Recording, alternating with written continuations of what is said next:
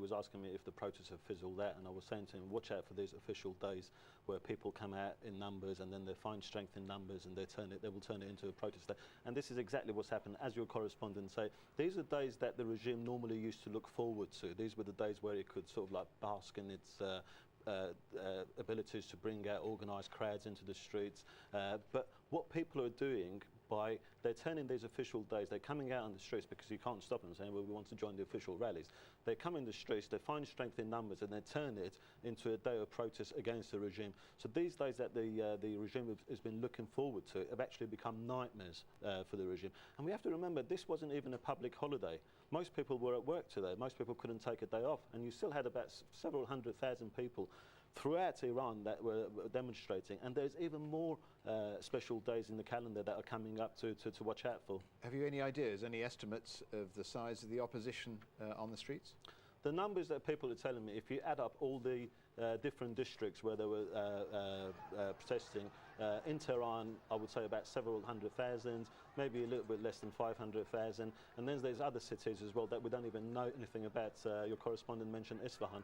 There was no internet connection from Isfahan today at all, so we don't even know what's happened in Isfahan. We will get more footage as time goes by, and we'll find out more about it. But I believe it was widespread across several cities. Do we know if the authorities opened fire? I was speaking to someone who was actually working nearby at Haftir Square, which is one of the main centres of where the protests were. He was telling me that the helicopters were flying so low that it was the windows were trembling, etc. But he told me that he didn't hear any shooting. We haven't had any reports of people being shot or killed as a result of shooting yet. As you can imagine, you know, what we're relying on is citizen journalism. The correspondents are under restrictions to report, and we just need to wait to see what more comes out of Iran. All opposition protests are obviously banned, so as you indicated, this is an attempt to hijack official demonstrations. Are these protests going anywhere? Well, you have to remember, I mean, just for today, just about every commander in the Revolutionary Guard was threatening people against any protest. They were trying to intimidate people. The police chief was trying to intimidate people. Today, people came out and risked their lives for one purpose. They wanted to tell the world, especially the world leaders, that the protests in Iran have not fizzled out. The Green Movement is going, and it's going strong, and it's kicking, and it's alive. And when you talk about the Green Movement, for people who don't know, whether they might think it's something to do with ecology, the Green Movement is... Yeah.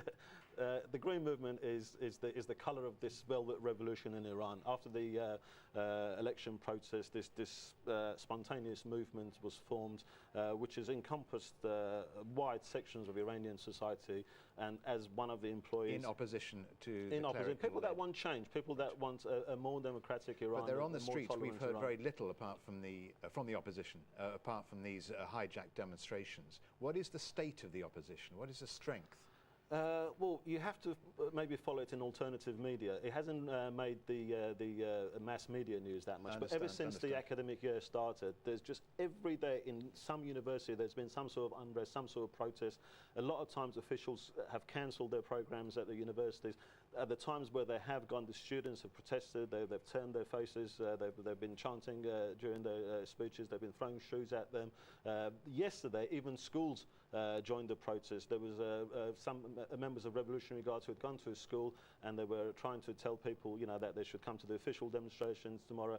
And the school students started protesting and started shouting Green Movement slogans, and they then just cancelled the schools, and they came out the schools, and the neighbourhoods were cheering them.